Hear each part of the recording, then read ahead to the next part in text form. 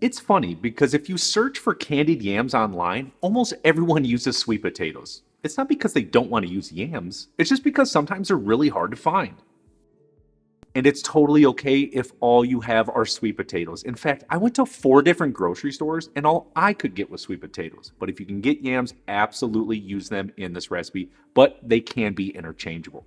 Also, with that being said, I want to do one video a week that's a little bit shorter. A very fundamental, simple recipe, no less vital to understanding the basics of all cuisine, but I want these to be a little simpler, a little quicker. So let's start by knocking out a little prep. Sound good? Let's cook. I've got about 4 pounds of sweet potatoes, which equals about 5 or 6 medium to large size sweet potatoes. What we want to do is simply peel them on all sides and then slice them. On the skinnier sides, I like to go a little thicker, and then as we move towards the center, they're a little thinner. And then again, on the back side, I thicken them up a bit. We're just going to set them to the side in a large bowl. And in case you're wondering what the difference between a yam and a sweet potato is, yams have a dark bark-like outside with a white flesh inside. Sweet potatoes are pink-orange outside with that same pink-orange inside. Now, yams are much drier and less sweet than a sweet potato, which is, I'm guessing, why they decided to candy it. Here's what we do now. In a medium-sized pan or sauce pot, what we want to do is add in some unsalted butter, followed up with some packed light brown sugar, and then a little bit of vanilla extract for some nice vanilla flavor. And then for seasonings, what I like to do is add in some cinnamon, followed up with just a little bit of nutmeg. I'm not a huge nutmeg fan, so just a bit. Then we're going to season it well with a little bit of sea salt. Crank on the heat to about medium, maybe to low a little bit. What we want to do is make sure the butter's melted and everything is completely combined. So be sure to whisk it or mix it around with a rubber spatula. It will thicken up just a little bit.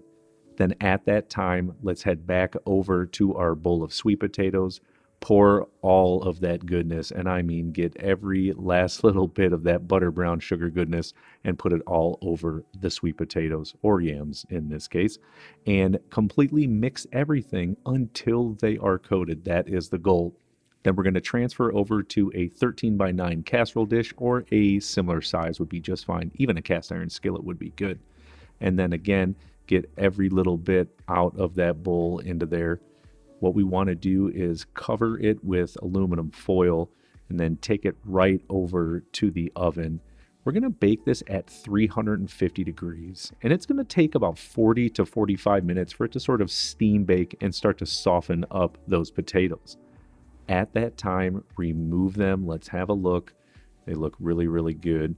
Grab a rubber spatula or even a wooden spoon and mix everything around. Get all those potatoes that have sort of been cooking in that butter brown sugar mixture, move them to the top, and take the ones that have been more roasting on the top and put them in the bottom. At this point, we are going back to the oven on 375 degrees for another 40 to 45 minutes, or until the sweet potatoes or yams are really, really tender. You can have a look. They look absolutely fantastic.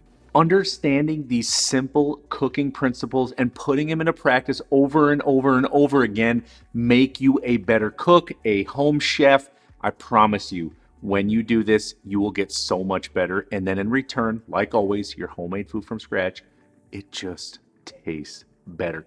Even something as simple as candied yams. Now, to plate this up, when it comes out of the oven, it's a little bit sloppy. You've got that delicious sort of butter, brown sugar mixture boiling up everywhere. You can serve it as is, totally fine. Me, I like to move it over to a new dish, and here is how I do it.